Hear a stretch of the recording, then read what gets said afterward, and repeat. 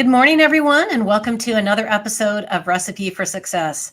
My name is Nancy Giacalone with Olympic Crest Insurance, and I decided a while ago that I noticed a common thread between two passions that I have. I love to cook and I love business. And I noticed that when I cooked, there was always a specific ingredient or technique that was critical to the success of the recipe. And the same thing has been true in business. There's always something that somebody has that is a key ingredient to helping them succeed. So today I'm really excited to have Joel Daniels with Revolution Benefits Group on the podcast with us today. He is coming to us from, I'm hopefully get this right, Klamath Falls? Grants Pass. Grants Pass. I was close. Close enough. Close. Welcome, Joel. And Hey. I'd love for you to introduce yourself to our audience. Hey, Joel Daniels. I'm the founder and chief advocate of Revolution Benefits Group. We are here in Southern Oregon and excited to be here, Nancy. Thanks. Okay, so the name kind of gives us a hint that you do things maybe a little bit differently than some other people. So Revolution Benefits Group. Okay, that tells me you're looking at things differently. How'd you choose the name and what are you doing that's maybe a little bit different than everybody else? Sure, and I appreciate the question. I think, when I started with insurance, it was a little bit reluctantly. I really didn't like insurance. I felt like it was a crock and basically like a legalized kind of like almost like a, God, I don't know what the word is, but what do mafias folks do? Like basically, I don't know. Oh, yeah. It's like a protection scheme. Like a cartel. Yeah, it felt kind of like that, and it was legalized, and I really didn't dig the idea. But when I started learning more about the other aspects of insurance, especially since 2019, I really discovered that there are other ways to provide access to healthcare, and really realized that it wasn't healthcare that was the issue, but it was rather insurance in the traditional way, and it turned me off. I mean, for a while, I've been not anti-corporation, but just like anti-establishment. I think it's just kind of embedded in me, that rebel nature. So, more recently, last year, the beginning of 2020 is when we started Revolution Benefits Group. And it kind of came because I realized that what I was doing for my clients wasn't really meeting the needs. For example, I had a client, and I used to work with Aflac, as you know, and they were an Aflac client, but none of their guys actually used Aflac, even though he paid for their accident policy, because they were too afraid to go to the doctor to be surprised by the bills. So meanwhile, we had a local direct primary care clinic, and I recommended that instead of like purchasing the Aflac policy, that they actually go directly to that direct primary care clinic and do something about it. Because and if they continue to use Aflac, great, because now they have more of a defined out-of-pocket expense that they could use. So around 2019, I started learning more about the industry and recognized that there was a lot of champions and advisors, as well as companies like Sedera and others that are really trying to better fit the need. So I figured that, I joined up with a rebellion. I love it. I love it. So you said something I think is super important, and I think a lot of people miss. There's a difference between health care and health insurance. And I think people get them mixed up, and Sure. they don't understand that there is a definite difference. So it is really, I think it's important for people to define that and understand that in the healthcare part of the equation, we also have a personal responsibility to ourselves, Right. to do everything we can to care for our health, and then use, quote unquote, the system, if you will, to take care of things that are out of our control. And then the insurance piece is for in my opinion, is for that catastrophic type of loss. So anyway, what's your thoughts on that? Well, I agree. And I think that messaging is getting more clear. I think there's a lot more advisors that are really grasping that and are being more proactive and providing different options, because at the end of the day, it's about access to care. It's not insurance. There's a ton of ways to provide access to care. Insurance is just one of them. And for some folks, it's the best fit, but there are some other ways to do it as well. And I think to your point, one of the things is the education around who's responsibility and also providing guidance, because while this is our world for most folks, they don't understand it. They understand what they know. And so, education and conversation is really important. I agree so much. Now, you also said another thing. You said direct primary care. Most Mhm. people probably don't actually know what that is. And you also mentioned Sedera, which is a form of medical cost sharing. Yes. Now, in Washington State, we have much more it's hard to access medical cost sharing. Yes. You happen to be in Oregon, so, Mhm. and most other states, it's not as hard. Right. So tell everybody a little bit more about what exactly direct primary care and medical cost sharing are. Sure. So seems to be more doctors that are joining, basically saying no more to insurance. I saw a post, a couple months ago from David Chase that was talking about how, when folks use insurance, basically 27 cents to every dollar spent actually goes to the provider. I mean, when you think about what providers have to go through in order to get their ability to serve people, it takes them forever to get out of debt, with the mounds of student debt that they have. So I imagine that it would be pretty difficult for a doctor who's only getting 27 cents to every dollar that really they earn to be able to, create a viable business.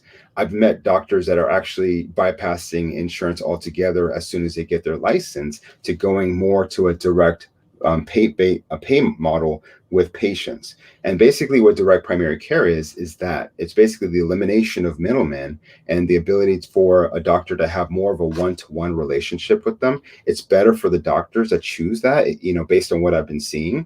And it's also better for the patient, because instead of having to fill out all of these insurance forms and basically having to, I'm sure you've experienced this yourself. You spend 10-15 minutes, and in this case, I can't read my own handwriting, so normally my wife spends 10-15 minutes filling out the stupid form, and then you wait 20 more minutes in the waiting room, and the doctor spends literally 5 minutes with you, and then most of that time is reciting the information that you already put on the form, and they give you a prescription and say, okay, peace.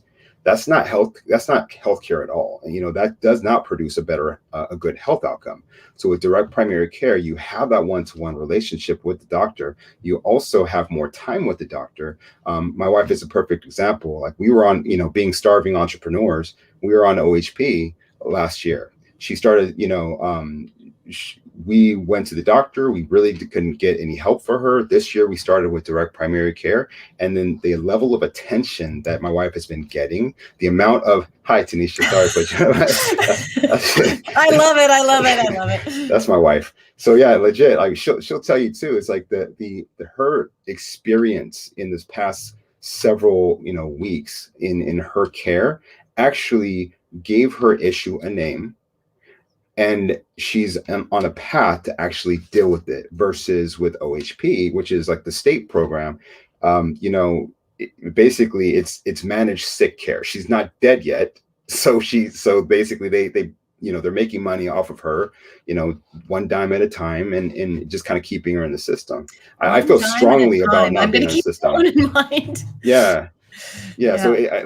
I have a visceral reaction about the system, right? So like when it's the system is geared to keep you in the system, and I feel like this is a way to get out. I agree with you. So here's a question that I think might go through a lot of people's mind when we talk about that. They might think about, okay, well, what about if I'm in a HMO or one of those things where I can just go to a little pod of doctors? How is that different than direct primary care? Well, to be honest with you, I'm not as experienced with that as you might be. So I'd probably like your feedback on that myself. But my impression, I'm familiar enough with HMOs like Kaiser, for example. So I'm familiar with that. You have your selection of doctors, obviously. And I hope that your care would be better, but honestly, I don't know. But what I do know is that with the direct primary care, you do have that access to that one-on-one care. Sick Yeah, care is no, not the answer. yeah, sick care is not the answer. And in No. case you have not met Priscilla Romans, she's amazing. She's a patient advocate that helps people navigate through all of these healthcare So important. situations. She's amazing. So what I would like to say about that is you're right. Your gut instinct is actually correct, because all you're doing with the accountable care networks or the HMOs is you're just keeping money in a pod. It doesn't necessarily create a better relationship with a provider. You know, the theory is that when you go into a primary care doctor, a regular primary care doctor's office, not a direct primary care, that they have one of three goals. It's to write you a prescription, to refer you to a specialist, or to get you the heck out of there in 5 minutes. 5 minutes. I'm not really sure how they're going to do that great of a diagnosis on you in 5 minutes. And it makes sense when you think about it. They're getting paid so little, they have to go through as much as possible. It's not that these doctors are bad. It's just like they've got to feed their families too, just like all of us. So they're unfortunately part of a system that's really not, utilizing the best in them, which is really unfortunate. Okay, so now we understand a little bit about direct primary care. What about medical cost sharing? How does that work? Right. So one of the things that you had mentioned earlier about where you see insurance kind of falling into play for those major type situations, medical cost sharing is similar. It's not insurance at all, but it's basically built from a community of like-minded individuals that really that want to share medical expenses with others. So when the need arises, you may have what's called an initial unshareable amount. That's the amount that you choose early on when you sign up for the membership, that basically you're going to be responsible before that need is shareable. So in the event that you have a situation, a new diagnosis of cancer, for example, you have your initial unshareable amount, then the medical cost sharing community can share that need. And that can include, things that typically insurance may not cover also, because it's basically what's needed related to that need, which is really helpful.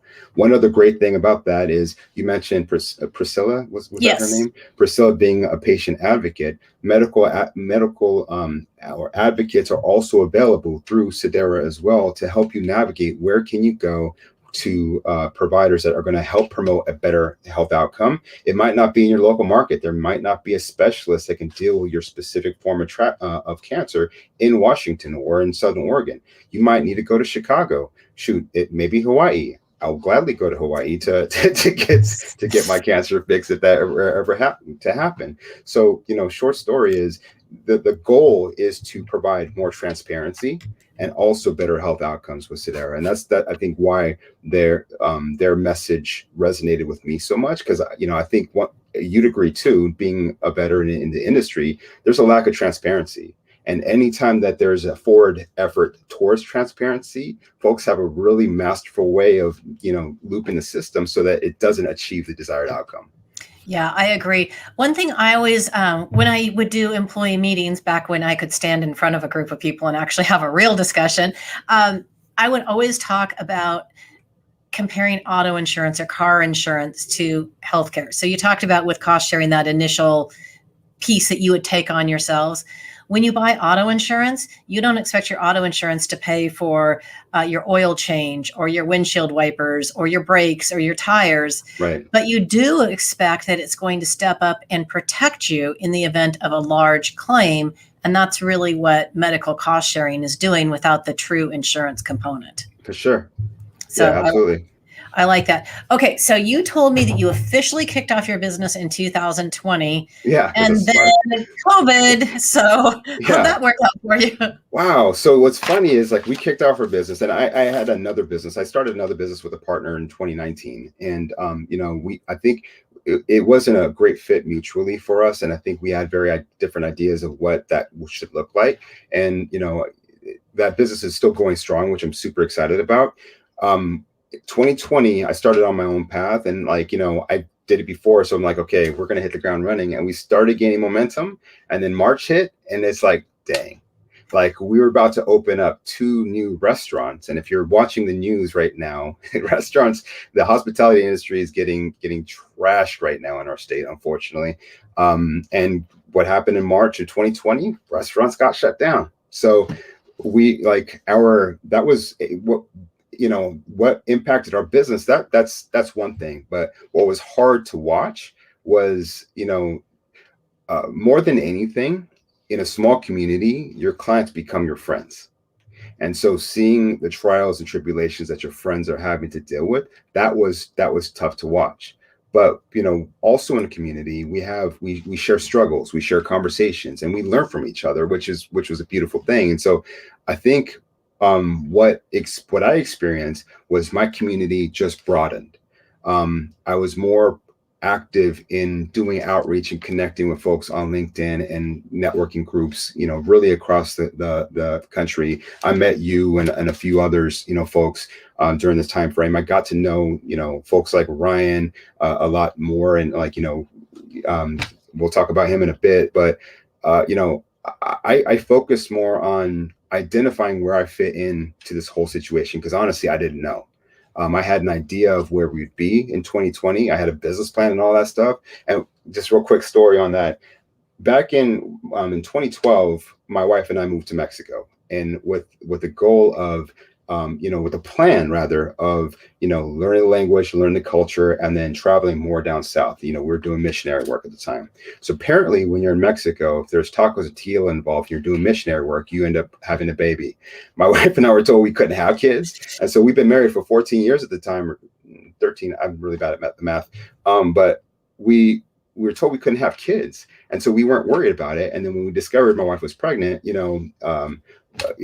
it was a game changer for us. And I'm like talking to a friend, and I was like, hey man, like this wasn't the plan. This wasn't my plan. My plan was we were going to go into X, Y, and Z. And he laughed at me, and I'm like, dude, come on now, don't laugh at me. I'm kind of sensitive. And he was like, well, when man plans, God smiles. Laughs. Yeah. God laughs. So I don't consider making plans. I have goals and a direction and a purpose of what I want to accomplish. So I made a plan, a business plan, because I'm doing all the business stuff right. And that's my bad. I blame myself for COVID now, because I made a plan and then COVID happened. And so okay, I'm like, now I know whose fault it is. It's my fault. I had been wondering all along. Yeah. So essentially I didn't know where we fit in. So I think clarity really happened in 2020. I got more clarity of what I didn't want to do. Also, some relationships were basically, I felt, holding us back. We eliminated those relationships like in 2020 or early 2021. We really refined our focus. I realized that my business model was trying to do too much. So in that process, I decided in 2020 to really, put a line in the sand on what our core business was going to do versus what this other thing, which is, I think, equally important, but the mission is different, was going to do. And I'm surrounding myself with a lot of smart people to help make sure that those two things happen, and I don't have to do all the things. That was really what I learned in 2020. Well, I love that. I've been in the business for a long time, and I honestly think that 2020 also helped me find my people. I mean, it's kind of crazy because you were forced to look outside of your immediate circle. Yeah. And I did a somewhat of similar thing as you, as I really immersed myself in exploring different opportunities and different networking. And I mean, it's been actually really good. Now I'm just waiting to go see people in person. Because, exactly. I just want to see you in person. Exactly. We're not that far. I know. Except we're in Washington and Oregon, our states. I think weird. They're going to handcuff us to our houses before long. Yeah, it's true. Okay, so we did meet in Ryan Miller's Broker Excellence program. Mm-hmm. So I'd like to know, what was your top takeaway from that program? Top takeaway. There was a lot.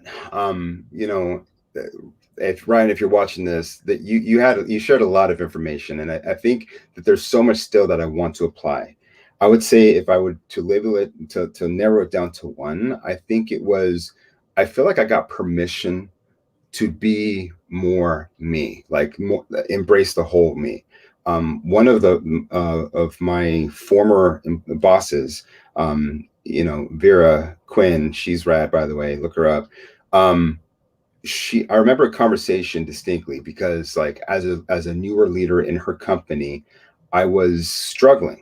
And I always admire, I'm a little bit of an observer. So I usually observe and watch people and admire them from afar and learn from them from afar too. And there was a young leader, Austin Wagner, if you're watching this, holler, that I looked at him, I was like, man, this guy's going places. He's going to be like the next CEO of the company. And I was like, I admired that. And she stopped me, because she has a way of reading your brain thoughts. And she was like, the difference between you and him? I'm like, well, he's about 6 feet taller than me. He's much stronger, better looking. I don't know. What is it? Pick one. And she's like, he's comfortable in his own skin. And it hit me in the gut. And like, I was receptive for it. And like, I pondered on it, but I didn't know how to fix it. So, I think that the biggest takeaway was I finally am learning to be comfortable in my own skin. I love that. I love that. That's great. Okay, so let's get to a few other questions that are on my mind. Sure. I know you've been traveling to Florida a few times lately, something to do with expanding your team. So tell me more about that. Yeah, so I had mentioned that, essentially one of the things I had discovered is that, I was trying to do too much. And so that being said, I connected with somebody that I used to work with actually in that same company years ago. And she started, we both found ourselves around the health industry. She was more focused on the wellness, like incentivizing wellness for folks to be encouraged to do the right things for themselves. And, she stopped working with that company a while back, and we just started talking, and like, timing worked out really well, where like we were able to find ways to collaborate. She's really passionate about some of the things that like I'm passionate about too, but I don't have, the bandwidth to actually take on. So we're discovering how we can really make, gel, do a mind meld, gel our talents. And the other great thing is last year, my niece actually moved out to Florida, and my niece was actually really instrumental in my earlier success, when I was working with Aflac. And, we work really well together. So essentially what we're trying to do is basically better operationalize our businesses. And Florida is a much easier place to run a business right now than Pacific Northwest. So yes, indeed. We're not going anywhere. We're here. We decided to raise our daughter here. So there's like, she's 7, so we've got a few more years before we look. And besides, my wife would not allow me to move to Florida. She's probably still watching. We're not moving to Florida, dear. Sorry. You're welcome. And Oregon, and where you're at is a lovely area, so it is gorgeous. A great place to raise a kid. For sure. Okay, so now we're gonna go a little deeper, and I really want your take on this because this is something that I feel really strongly about, but I don't know that I necessarily have the right to talk about it. But I want to know how we promote more diversity in our industry. The saying is that we are old, male, pale, and stale. I think it is, and I mean, I started in this industry when I was 23 years old as a female. I was 1% of the representation of the industry. And I'm sure you must feel something similar to that. And I'm just curious about that. Yeah, it's an interesting question. And I mean, I think you've been in the industry for a while, and you've seen the challenges that you've been through, and you persevered. So first and foremost, I admire the heck out of you for that. You showed a lot of grit and determination, because I imagine that the ceiling was probably a little thicker when you were struggling than it is now. I feel like now is a really unique time. The challenge that we're facing, I think, is about education and awareness, right? So like when I was a kid, like, nobody was really talking about insurance as a vocation. It was all about, go to college and do this. And like, for me, it was like college wasn't even the conversation, just because, it was a different situation. But, I think part of it is really educating kids. There you go. Thanks, there Ben. You go, Ben. Hey, Ben's in Oregon. We can drink tequila soon. Maybe, allegedly. So a short story is, I think that it's about making the option aware. And I think that had I had folks that perhaps maybe look like me, maybe had similar experiences that I did, maybe I'd be a little bit more receptive than some fool, I'm just going to say some fool coming into my school and be like, look, you could be a Brazilianaire. Like, I don't even know how much a Brazilian is. So like, it would mean nothing to me. So having folks, be role models, I think. And I think, I'm not an activist by any stretch of imagination. I honestly believe in my heart of hearts that, we as a race, a human race, we have some challenges. And I think I don't think that we ourselves are going to fix it, but I think we can at least change the life of one person. And if we're able to change the life of one person, then that's dope. That's, I'd be happy about that. I love that. One of the things that it's been on my mind quite a bit lately is, how do I reach out to so maybe even the colleges, as far as, because insurance kind of has a dirty name, a bad name, kind of like the used car salesman. Yeah. But there's a lot of good that can be done in our industry. And but I don't think people have any idea about that. They don't have any idea about the risk management aspect. They don't have any idea about the wellness aspect. They don't have any idea about the human aspect. And that's a message that I haven't figured out how I'm going to do it yet, but that's something that I'm somewhat focused on trying to get that message out. And I think you're right. I think it's about, if you can change one person's life, which, thank you. You just led me right into my next question, was who has been an important mentor in your life, either in the industry or just in your life in general? Whew, man, I'm thankful because have a lot, so it's hard to name just one. And I won't name all of them, but I think that these days I view every interaction. I know this seems like it's impossible. I learn from every interaction, the things I do want to do, things I do want to be known for, and things I don't. So I would say, like, one of the people that started it, like, and it's really weird because when I was younger, I got punches in the gut, not a lot of mentorship. Like my Thea Yolanda, she's now a Superior Court judge of LA County. She's amazingly talented, awesome, strong person. And so from afar, I've always admired. I remember a punch in the gut conversation. This was probably my first real needed one when I was, 15, 16, right before I got shipped to Oregon. I was, having some challenges, and I wasn't doing well in school. And she was like, basically called me an idiot, like legit, not basically. She did call me an idiot and said, I'm not applying myself. And la la la. And I'm like, this lady, she's coming down from her White Castle talking to me. Like, she doesn't know my experience. She did know my experience, but I was just bitter at the time. And then I was like, okay, I got bent, and I was like, okay, I'll prove you wrong. I messed around and got a 4.0. Very next semester, 4.0. And she's like, Mijo, I'm so proud of you. Messed around again, got a 1.67. Because I'm like, yeah, I can do it. I just don't care. I just don't want to. I just don't want to. So and then I got shipped to Oregon. Yeah. That was awesome. So yes, I think she was probably the one that probably that punch was the one that I needed. My brother, my brother and my sister-in-law, actually, who took me into Oregon, really, I think that was my first mentorship experience, like my first actual, because they took me in as one of their own, and I was forced to shed some bad habits and learn some good ones. And I wasn't allowed to stray from what my focus was, which was just surviving and graduating high school. That's all I had to do. And then I remember the conversation distinctly. It was June 7th on 1997, where my sister-in-law, basically, because I was going back to California, and I didn't have my driver's license, but I did have a car. So don't tell anybody. That was the last crime I ever did.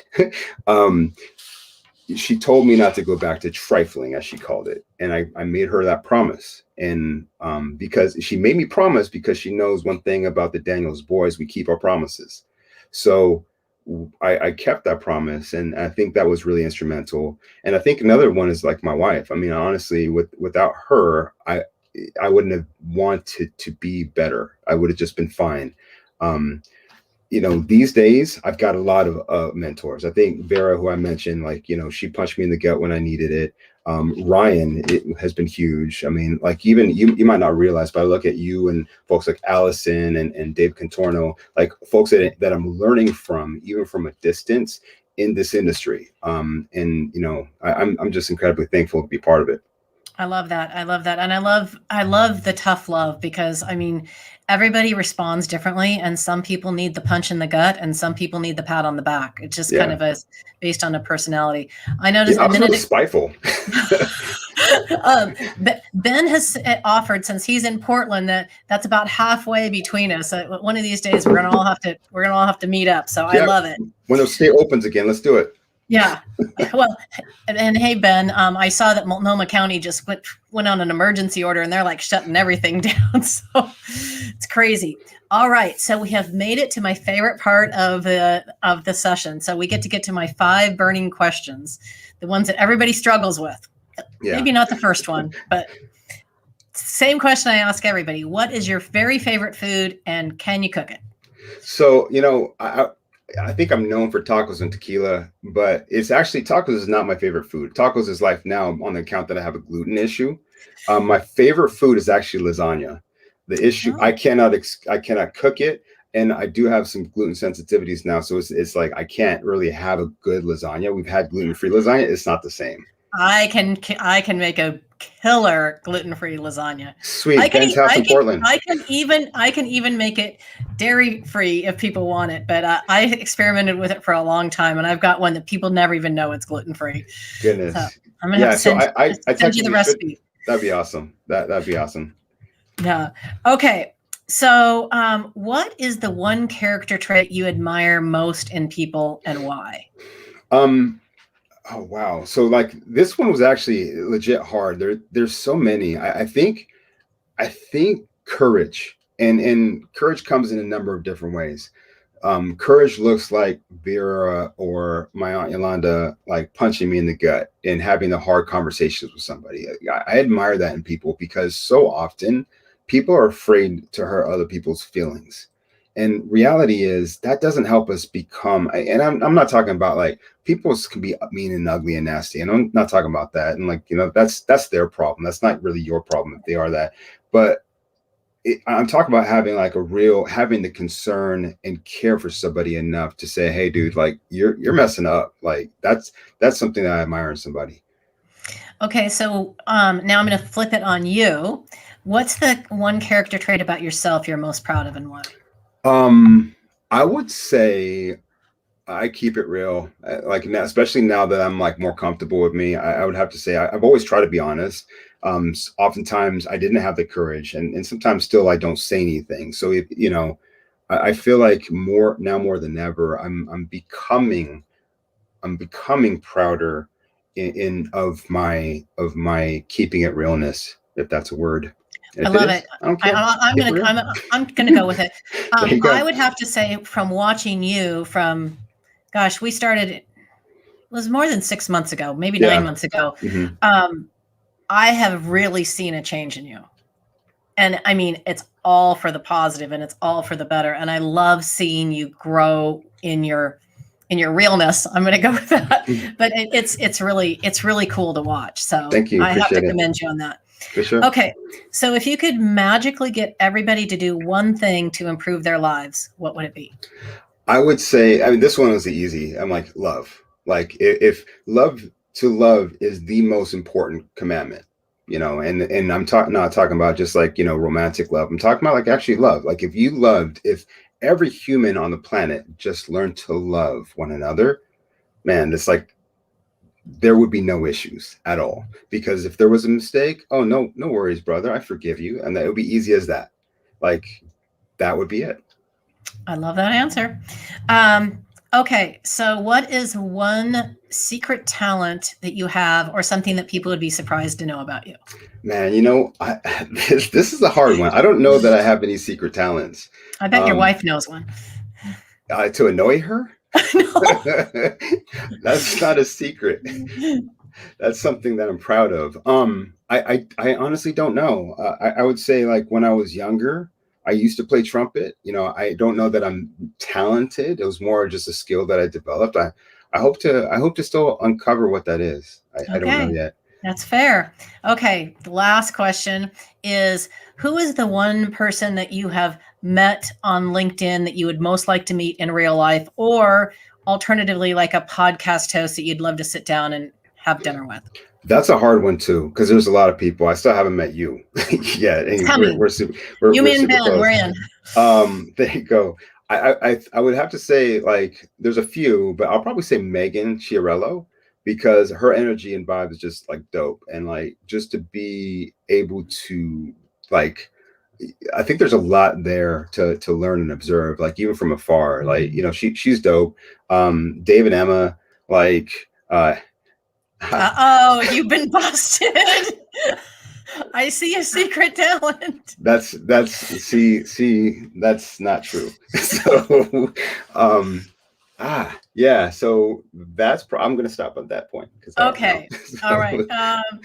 Oh, that was good. That was good. So your wife thinks that's pretty funny too. So, all right. So that pretty much wraps up our show for today. Is there any parting thoughts or anything you'd like to leave people with? And also, how can people get a hold of you?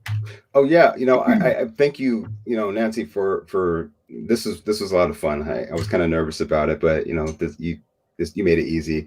Parting thoughts. I think, make sure to connect wherever you are.